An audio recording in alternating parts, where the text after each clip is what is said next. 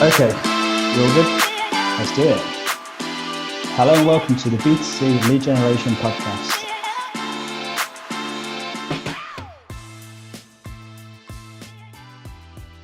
Welcome back to the B2C Lead Gen Podcast. My name is Daniel Hopewell, here with Simon Delaney, and this is episode 44, using Lead Gen for Good. And as you can probably infer from that title, it's going to be a slightly different episode today. We'll be focusing less on lead gen in a commercial sense and a little more on lead gen in an altruistic sense. And we have Jason Baker from Citrus Ornge joining us on this call, and he's really the perfect person to help us take this slightly different approach to things. Jason, welcome to the show, mate. How you doing? I'm very well, and thanks so much for having me on your podcast. It's really exciting to be here. Yes, pleasure is ours. You're very welcome. Very pleased to have you on. And like I say in the intro, a slightly different episode to normal. I think it's really valuable to people. And me and you spoke at PI Live, and we kind of came up with this idea very loosely, but we said, let's maybe look at, I don't know, I think in lead gen in general in the show, we talk about money and sales and performance all the time. And obviously all those things are very important to people, especially in the business sense. But do you know what? There is another side to it, which we haven't analysed on the show at all. And you were telling me about some of the things you're involved in, and I thought it was really interesting. And let's do a show on this slightly different angle, which I think will be great. So to kick us off, let's start with your personal story, because I know it's a really interesting one. I don't really want to intro that. I'll leave you to do it. But could you tell us a little bit about how you got into lead gen and why you built Citrus Ornge and that kind of thing? Great. Listen, thank you. And I'm always happy to share my story, and I'm very public about it. And I do that because of the nature of the story is to break down any stigma around. So I'm a recovering alcoholic and addict, and I'm really public and quite comfortable saying that. I've been in, it does define me and it doesn't. It's kind of 50-50 around whether I'm defined by that. I'm CEO of Citrus Ornge Media, so let's get that bit out. And I've been in media and advertising for 20 years, actually 21 years. So got into media way back at News International, so very corporate environment, and then went through a few of the digital tech businesses through the noughties, and then and if I lean then onto that kind of drinking journey, I was I thought I was the fun guy, but actually I was usually the last guy at the bar. I was usually the guy. They call it, not literally kidnap, but I'd get people to drink with me because I wanted, I'd get people to the bar, and there was just there was definitely a pattern of me being the most excessive, and there are other people I know, in recovery. We call it recovery, alcoholism, addiction, and recovery. That's kind of the way that we describe it, because that's the good bit at the end is the recovery bit. And there's lots of people I know who have found what I've found, which is recovery, and that they were the guy in their gang that basically was always taking it to the nth, and always the last person, and always, was the first person to say, let's go and do this, and was the first, instead of going to a coffee bar, you'd go to, the Charlotte Street Hotel at 10 o'clock in the morning instead of going to Costa. That was what, that was what it was like. But through those years, it just got worse, and the consequences started to catch up with me, not just physically, but emotionally, mentally, and spiritually.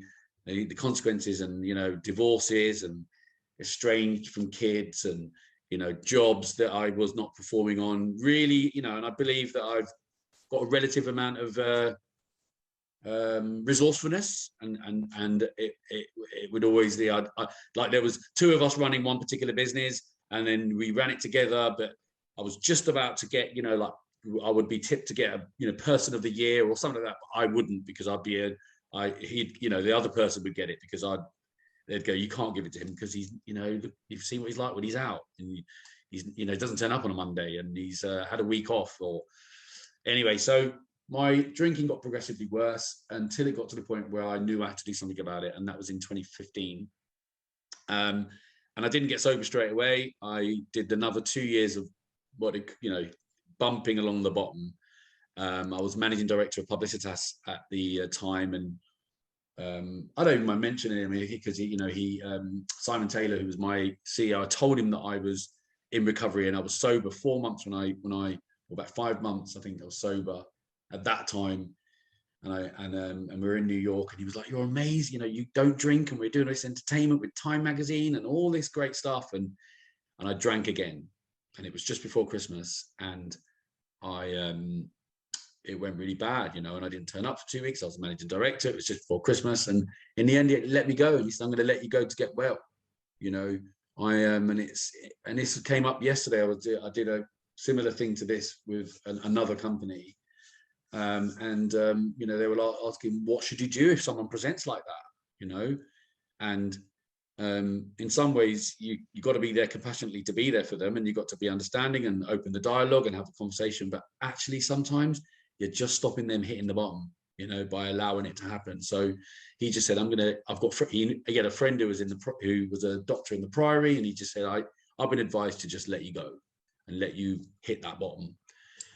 Anyway, I did hit the bottom, and I hit the bottom a couple more times after that. And then in 2017, you know, I found recovery properly, if you like, as in I was on the journey. I go to a 12-step fellowship. I had been doing that for 2 years. And at the time I was thinking, well, you know, I've broken loads of relationships. I've broken lots of partnerships. I'd, you know, damaged. I thought damaged a lot of relationships commercially, you know, in our industry. And I really did. I was broken in lots and lots of ways. And I thought, do you know what? I'm now sober. Maybe I could do something to help people in recovery. And I was going to set up a recruitment business for people in recovery, because I'm passionate about helping. The 12-step program has 12 steps. The 12 steps, of course it does. The 12 step is helping others. Sorry. The 12 step is helping others. And, you know, you give it away to keep it. And so I thought, okay, well, let me give it away in my business, and then I will keep it. And someone said to me, "What do you know about recruitment?" I said, "Well, nothing." They said, "Well, why don't you try and fold it into your business?" And it was just serendipity or fortuitous, but basically the planets were lined up, and I was able to do it with a little bit of support from Social Investment Business. Actually, they gave me some business consultancy that helped us put it all together and put a plan together on what the business would look like with people in recovery in it, and ex-offenders we do cover, but mainly, you know, this is mainly because it's Alcohol Awareness Week. Actually, I'm just gonna get that out. It's Alcohol Awareness Week, so it's a really important time to be talking about that. But basically, they said, okay, we're going to give you a bit of support and give you a plan, and then we put that plan together. And that was with me on my own, 40-hour membership at Platform 9 at the time. Nearly 4 years later, we've got a team of 15 in our business in the UK and 7 overseas, and we have 5 people in our business at the moment in recovery right now. And actually written into our arts and MEMS, written into our corporate governance, is that we have that we aim to employ up to 50% of our business of those in recovery or ex-offenders. So it's part of it's in our DNA. We actually started off and we started off with it being, you know, it's more than it was when we first started, you know, in terms of structure and size and how we do it, and it's got a process around it now. But it's become a really important thing for us now. It's like as important as the commercials, because it keeps me sober. That's the most important thing. If I'm being really honest, that's the most important thing, is that if I'm not sober, then I'm no use to anyone. But it also, you know, our society's changing, and you know, people want to work with us because of that. I don't mean like just commercially, but employees join us because they see our social mission when we're hiring people who are grads. They like the fact that we got a social mission when we're hiring grads. You know, so that's kind of a nutshell in terms of, you know, my journey of finding help, needing help, and realizing that I couldn't drink safely, getting some sobriety, then building the business, and then now we've got this amazing. It's just, I mean, our office, we've moved into offices in Brighton now. We've got our own offices, and we've dressed up the walls with our you know, social mission quotes, and you know, it's just an amazing place. It's a very special place. Our offices in particular is a very special place, and I believe our business is quite unique. There isn't another media business that has a social mission as active and hands-on as we have. We've actually done some research, which I'll mention in a minute. So think that's probably a good overview. It's a brilliant story. Thank you for that. What you must have been a very high functioning alcoholic though, if you made it to MD of Publicis at the time, right? Like, you were still getting shit done effectively. I mean, I was in the army for 9 years, so I had a general way of kind of pushing through. And it's interesting. I did a webinar recently where I shared this story for it was for Black History Month, and it was with Bank of New York, BNY Mellon. And my old sergeant major was on the call, and he remembers me. And he knows me. We served in Iraq together, and I said, and he loved this one, and I just because he texted me after, he said, "Oh my, I said, my strength was my weakness, and my weakness has become my strength. You know, my strength kept me from coming into recovery for years, because I was like, I'll keep going. I'll be all right. I can hold on to this, you know, seize the nettle, all those one-liners, you know. It's only a flesh wound. It's only a flesh wound, you know. So actually, and what's wonderful about the journey is that now, and this is in 12-step and in all the other, in recovery, it's younger and getting younger and younger. And there's a young person's meeting, there's, you know, teen meetings, there's team recovery, and we're as a society, I think, evolving and maybe in getting more enlightened to different ways of approaching life, because it used to be in the 80s and the 90s, it was smash it, that was it, you know. And I think there is an element of a cultural society that focuses around getting smashed, you know. There is that in our industry, but I tell you what, when I go out, I've been out on some media dues over the last 2 years. It's very different to what it was like when I was, you know, when I was going out. Maybe because they don't include me anymore. Yeah. They will go like, pipe down, Jason's here, let's calm it all down. Yeah. Ooh, quick, don't mention booze, you know. And I get that. Are you okay? You know, and all that. But, you know. Yeah. I was going to ask actually, Jason, as you said that, do you think that culture is, like, to bring it back, is it as a lead gen performance marketing industry kind of a culture that exists still, or like, do you think COVID's changed things? Now people aren't going out as much. Do you think, you know, how does that exist in the industry? It's a really interesting, because I think I think that comes in a 2 or 3 or a few parts. Is that there's definitely an explosion post-COVID of people going, I'm out, wicked, let's go and get smashed. And I literally have seen people where they, you know, as a classic, I think the first Friday night after lockdown, when they said you're allowed to go to the pub, and my local pub, and there was probably what is a middle-aged mum who usually, you know, is well-to-do, had been out with the kids for lunch, or you know, I think, or whatever the kid, but just basically didn't look like someone, but she was paralytic, literally sitting on the edge of a curb in Shoreham, you know, like it could have been a local town. So I think that there's an explosion of people thinking I need to go out and enjoy myself and do that. And that is that. Then combined with, I think people drank more over lockdown, and it's actually recognized. It's actually been statistically researched that there was actually, I think, a 45% increase in people reporting that they are drinking more excessively and unsafely than they used to, or they're worried about it. And you know, domestic violence went up, and all these other issues, you know, happened. So I think there's that. There's obviously the explosion afterwards. Then there's the you know, everyone was, you know, hiding and being able to kind of hide away their drinking. And then you know, from my experiences, there's a line you cross. So I was always a big drinker, but I didn't cross a line where I couldn't stop. What you know, there was a line where, and you know, this is just the way that I've learned about my alcoholism and the people that are around me and my addiction, is that there's a couple of elements to this. Is there is a mental nature to it. So there's the mental obsession to drink more, and that's a really important factor. But we haven't got a physical craving at that point.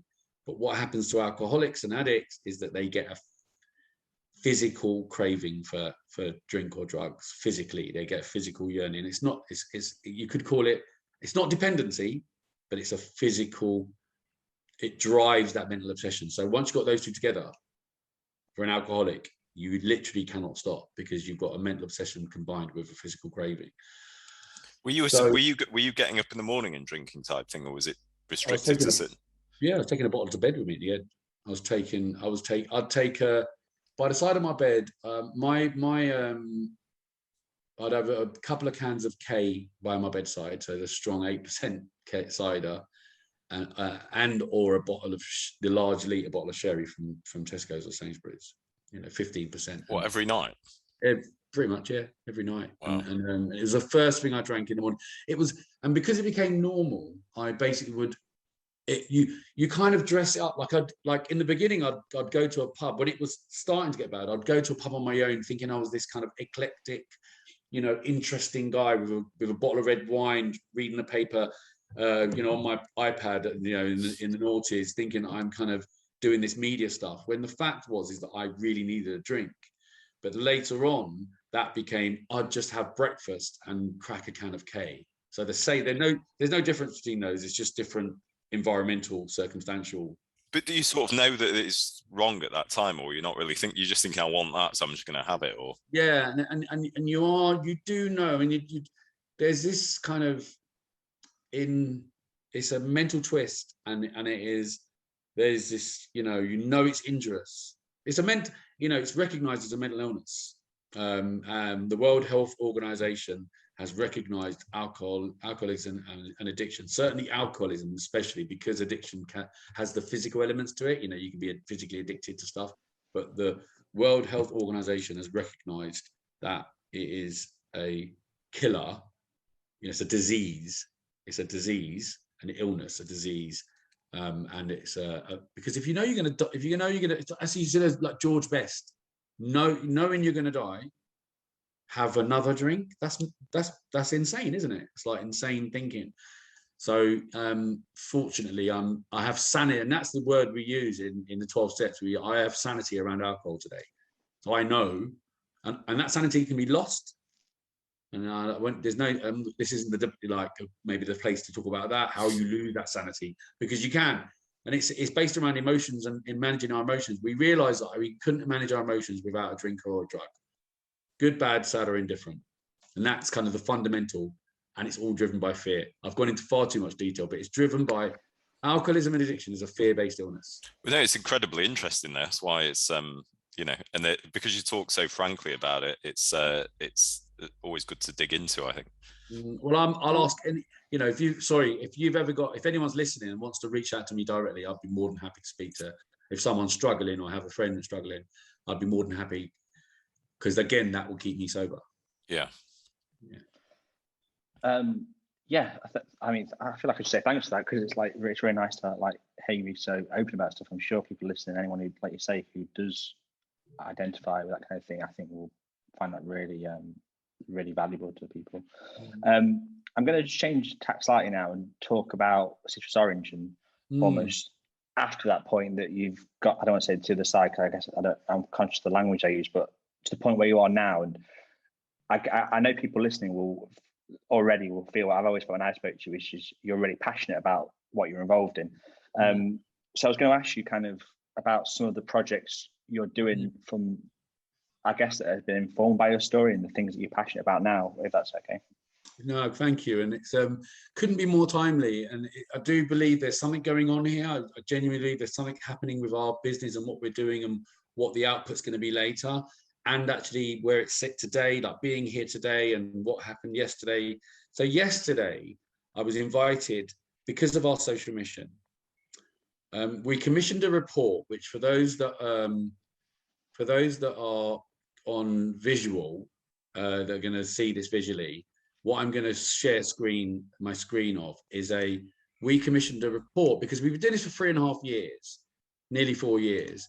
So we thought, okay, we need to get some research done. So we've had this report done, which is an external report, which is done in conjunction and in partnership with Social Investment Business and the Ford Enterprise Fund. There are two original kind of funders, and also the University of Sussex. So I'll stop sharing now. But basically, there's a report that looked at the last 3.5 years of what we've done, how we've done it, what could we do better, what should the future look like? What kind of impact have we had? And what came out of it is we've helped 15 people over those 3.5 years.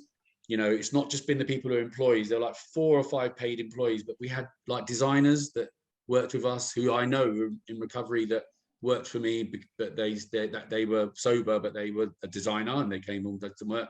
Or we had like, it was a beautiful message on the back of that report, which is the person who designed that report, the physical designing of it, her husband is one of the people I've taken through the 12 steps. So it's like the wife of one of our employees, their mum died of alcoholism, you know. Anyway, so we had this report commissioned, and on the back of that and some of the work we've been doing, we were invited. I was invited yesterday. We shared the report with a few government bodies, and we do a lot of work closely with Change Grow Live, which is CGL, which is the Brighton and Hove Drug and Alcohol Service. We do a lot of work with them. They refer people to us. So I got invited yesterday to meet a government MP from Westminster, who's the Minister for Health, and it's David Rutley. You heard me clicking there to make sure that I get the name right. Even though, met him yesterday, and he was asking questions like asking about what we've done and the story, and what could we do as a government, what can we do to support people in recovery and businesses, because it's about business and recovery. This is what we're talking about, employment and recovery. And what you will probably know is there's something called disability confidence. You know, you can have a badge that says you're disability confident as a business, and there's no such thing as, I think there's a mental health confident, and then there's like mental health first aiding, but there's nothing for recovery and addiction. So we're pushing or suggesting that it'd be good to get businesses recovery confident. So there's someone within your business that basically, either someone who's in recovery puts their hand up anonymously because there is a stigma attached to it, or you get some training so that someone within your business is equipped to have that conversation around that. So that's one of the initiatives we're working on. The other initiative is just like Kickstart. The Kickstart program's been amazing. We've had 3 Kickstarts through our business, and it's dramatically changed the shape of our business. The energy that's brought into the business, and the space it gave us to build our business has been amazing. And people in recovery, I tell you what, people who are addicts and alcoholics are ruddy, resourceful, because you've got to find the next drink or drug. So they tend to be really, really resourceful people. So you set them a challenge and they will get it done. Plus there's all their kind of pride and ego, and plus there's all their feelings of not getting things done properly. So you've got an amazing employee, you know, if you get someone in recovery, because they'll really, really want to gain back some of that stuff that they had. And so it's interesting you mentioned it. I've known another recovering alcoholic that we used to do a lot of work with, and he was exactly like you're saying. He was one of the best sort of brains that I've ever met. It was, you know, he was incredible. I found it incredible. It was almost a recovering alcoholic. I couldn't like quite equate his performance with things with, you know, what he said he was like. It was interesting. I think Simon as well, but when you see me, you go, yeah, I could see it in you. No, I had some recently when I told them I was an ex-addict. They went, oh yeah, that makes sense. No, I think the same about you. I think, you know, all the things that you just said about like the, you know, being resourceful and driven and, you know, wanting to sort of prove against that stigma. When it's that you notice when you tell someone, I think, because it suddenly makes sense. Like that's why they're so driven. Mm-hmm. So they're the 2 initiatives, and they're really exciting for us. And actually, and this is like on the business side, what we've been able to do is that when we have got our sales, this is like, you know, sales, our marketing and our operations right, it's given us the space to be able to do some other things that are really, really cool. And that's kind of, I think, what's the change in our business over the last 2 years is that for the first couple of years, you know, it's like setting up in business. It's just like, you know, you just want to get it, you want to get to the end of the year, get to the next day, next month, next week, next invoice. But we've now built ourselves to a position where we've built some infrastructure We're acting like the business we want to be, and then now it enables me to be able to come and do some other stuff. So the future of this is that actually what and I spoke on the review after the meeting yesterday. I've been speaking to our Dr. Rob Robinson, who's on our board of advisors, who actually works at CGL, and there's potential that there could be another arm of Citrus where we actually have this consultancy service that helps businesses, and I don't mean that in the commercial. Well, the 12th step is meant to be unconditional love, but if it takes resource and takes people, then we might have to structure something where we can go into a company and say, look, we're going to spend some time with you and teach your managers, your leadership team, and your employees what to recognize and how to deal with, potential problem with alcohol and addiction. It's incredible stuff, and I do see that's what's coming. I think I've got a feeling that what the shape of our business in the next year, when it comes to our social mission, is going to be very, very different. I believe that, and I think it's happening now. I think it's starting to happen. This is part of it. This call, I think, is part of that journey to be able to share with other companies what we've done, because the best ambassador for what the best ambassador for how people in recovery can be utilized to the best for them and the company. The best salespeople for that, or the best people, is a company that's doing it. So and it is for the good. It isn't just it is so that we can get more people in recovery working. Yeah. There's like 66% less likely to relapse if you're working. Yeah, makes sense. So you talked about employing people in recovery, ex-offenders. What I want to do is sort of bring it back to the lead gen industry, I guess, as a side. Do you think it's kind of, I don't say a good industry, but there's an opportunity in this industry, in the sense there are relatively few barriers to entry compared to in terms of qualifications, and people can actually succeed in this industry without having previous experience a lot of the time. And people do get into it relatively. I don't know. Do you think it's quite a good industry for that kind of to employ people like that, an opportunity for those people? Yeah, I mean, lead gen in lead gen, there's lots of roles. So the roles so obviously telemarketing is one of them, and so our business is built up of traditional digital lead gen, telemarketing, and then some other services that we provide, some tech and some creative stuff. So actually every single area of our business has had or has someone in recovery in it. So telemarketing is really great because it can be flexible. You don't have to, it does take a bit of confidence and obviously a bit of communication skills, which that's either developed or is natural. But that, you say you don't need many, you don't need to have qualifications initially to be able to get on the phone and make telephone calls on behalf of a client. But I do think it does make it. I think if we were, and actually you've raised, or this is an important part of it, is that what you don't want people's jobs in recovery to be is, okay, there's cleaning jobs, and then there's you can be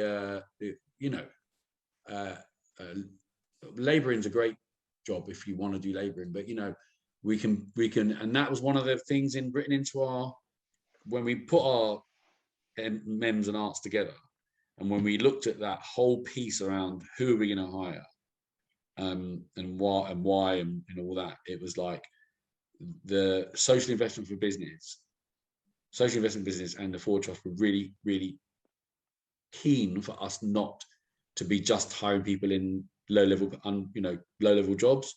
They want us to be taking people on that journey.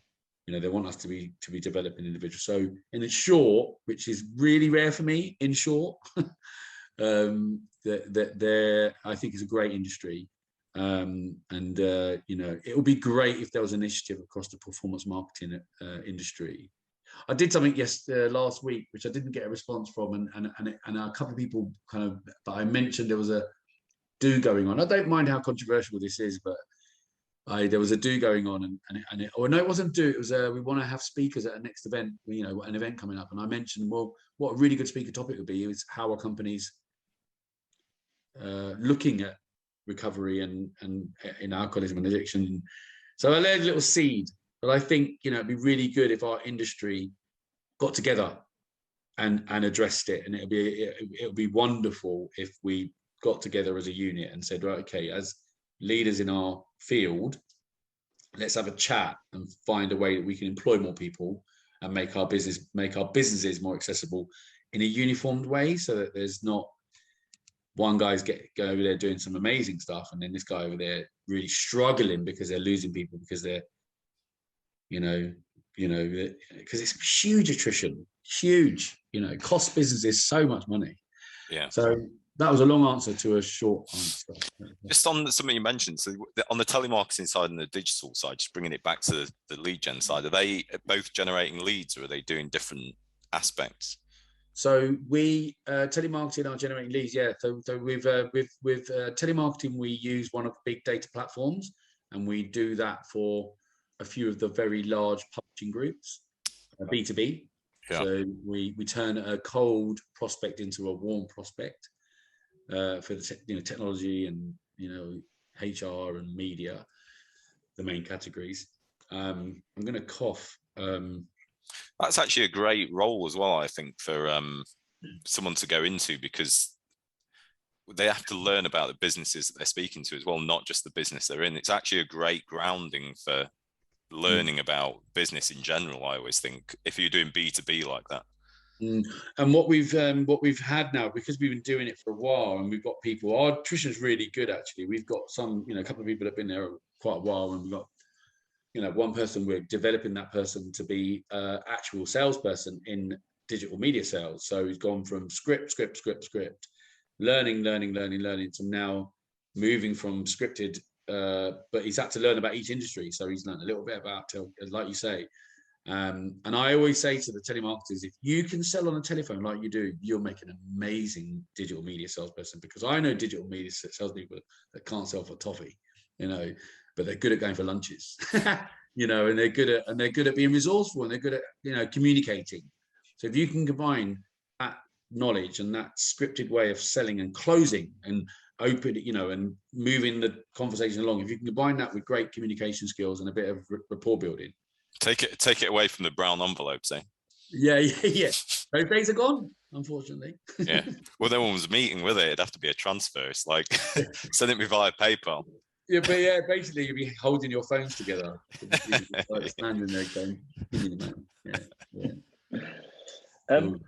One thing I want to bring it back round to, Jason, is Citrus Ornge at the moment, and we've talked about the stuff you're doing in terms of the people you're employing, things like that. But in terms of the actual lead gen side of it, I just want to focus a little bit about what you guys are doing and how your lead gen is going. And specifically, one thing we've looked at and we've noticed is that you build some of your own brands out. And we talk about this on on the show quite a bit. Something we talk about lead generators and encourage them to do. We find that really interesting.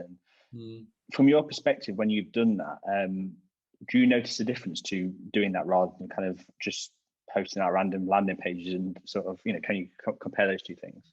Yeah, it was game changing for us, actually. And Simon and when we first launched our first brand, and none of them got huge traffic, but it's I learned this from my days managing publishers for premium. You'd have the long tail publishers, and then you'd have the big guys. And I did this from managing publishers for quite some years.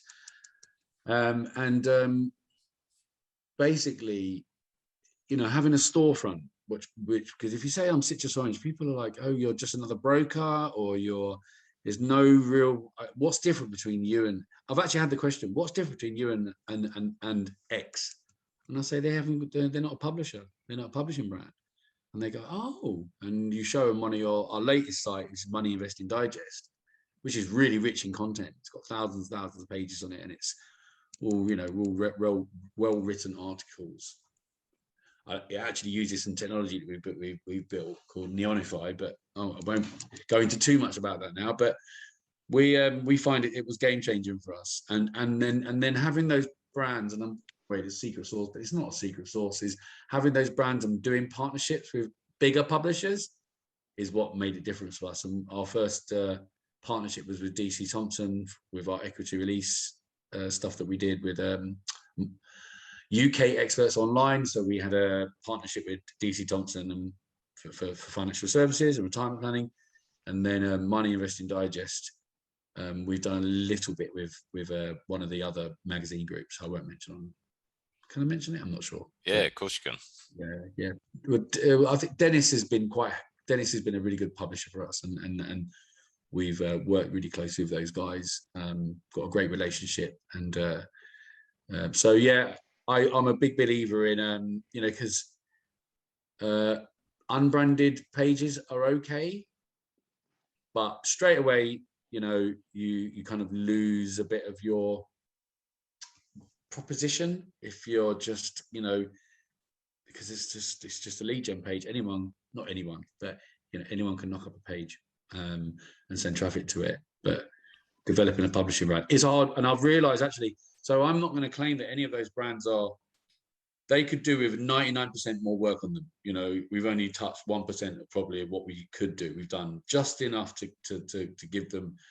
But if the long-term plan with our technology product Neonify is that those products will go into this strategy. What does Neonify do? Neonify is an incredible piece of technology that we've developed, which is it's launching in January. We've got our first 2 clients that are betaing with it at the moment. What it does, there's billions of data points on the web, billions and billions and trillions of data points on the web. About 70% of that is freely available. So it's freely available content. What our technology does is draws in that content using any search term, any keyword, any URL, draws it in into a easily searchable. We built a UI, easily searchable UI where you can draw that content in, and then it pulls that data into a database, and then we manipulate that data, and then automatically via plugin API into clients' websites. So the client that we are just about to launch with, we've developed is a football site, and we've developed 9,000 pages that are all surrounded by the client's content. Contextual content around those pages. So every team and every player and every venue and every stat and every goal and everything that we've drawn in for the non-league, and that's. And is that all searchable within his website then, or it's all individual each page? So each game has a review or has some information about the game, or each team has a page. And then his content's around the outside and relevant content. So it'd be the Accrington Stanley team page has Accrington Stanley content from his website on it. So it's just an increase. This is like massive for SEO and his ranking and everything else. It's absolutely, it will still take you'll still need about a few 6 weeks of SEO waiting time. But the initial test we did, after a month, we got 30,000 unique views after a month of this site. But we had to take it down really quickly because at the time it just wasn't done properly. So I don't think Google liked it that much. But we've now, we've had copyright lawyers involved. We've spent. We joked about like in the beginnings. I haven't taken, I haven't got a holiday home in the Bahamas. Everything we've done is reinvested into this business. It's in Trinidad, is it instead? Yeah, exactly. It's in the Antigua. But we have this technology which is launching, and we've got 2 people. Worth mentioning, but we've got 2 people interested. So we've got one of the interested parties. He's launched 3 unicorns in the last 3 years, and he's waiting to see what happens with this. He's actually invested in one of our clients, the beta client, and the other person is interested in what it does. And I think this. What are we going to do in the next 2 years, Citrus? I think we might have a technology business. We'll have our social media consultancy, and then we'll do some lead gen. That's what I actually believe. And our lead gen will be hopefully run by Marshall and John, who are my sales manager and operations lead. And I can go off and help people stay sober and play with some technology. Sounds ideal. Yeah, that sounds. That's it. Yeah. So, Jason, just to, I was trying to think on a nice way to sort of end this call because we've talked about so much, and I think the most important thing actually I want to bring it back to before we end it is you mentioned before about people reaching out to you, they want to speak to you about any of the things you talked about. So what is the best way for someone listening who might want to talk to you to get in touch with you? Look on me on LinkedIn. It's Jason Baker. There's a picture of me in a white shirt with braces. Jason Baker, the CEO of Citrus Ornge Media. But you can email me as well on jason@Citrus Ornge. And there's no A in our orange. citrusornge.com. Send us an email or ping me on LinkedIn. But if you feel uncomfortable speaking to me and you want to speak to someone anonymously, then you can call Alcoholics Anonymous. Just search for Alcoholics Anonymous, and they've got a helpline. Or the Samaritans is probably that's the first place I rang, was the Samaritans. They're amazing, and they sent me to AA. But there's Narcotics Anonymous, Cocaine Anonymous, Drugs and Alcohol Anonymous, Gambling Anonymous, Overeaters Anonymous. There is all of it, but I'm not representative of any of those. I just use 12 steps because it keeps me sober. Where did the name come from, Citrus Ornge? The guy who I first set the business up with, he was a SEO guy, and we were getting together to talk about. And there was an agency called Lime, where he lived in Liverpool. There was a Lime agency, as in Lime Street, and then we looked at Citrus Ornge, and then Citrus Ornge just brought up loads of stuff when you search for it. So we just said, if you change the name, then it would kind of keep it specific. If you change it to no A, it would keep it specific. And my first company that I launched was my kids are Billy and Eve, and I launched Bill Eve Digital. So it was IBILLEVE, and that was my first company. So I always had a little play on words. Yeah, very nice. Amazing. Well, Jason, thank you so much for joining us today. You've been a fantastic guest, and it's been really interesting, and it's been a pleasure to talk to you. So thanks so much. I've enjoyed it so much. Thanks both. Yep. Thanks, Sam. Thanks, Simon. Thanks, Jason. Cheers. Take care all. Bye-bye. Be sure to hit subscribe to hear more from those at the very cutting edge of the lead gen world.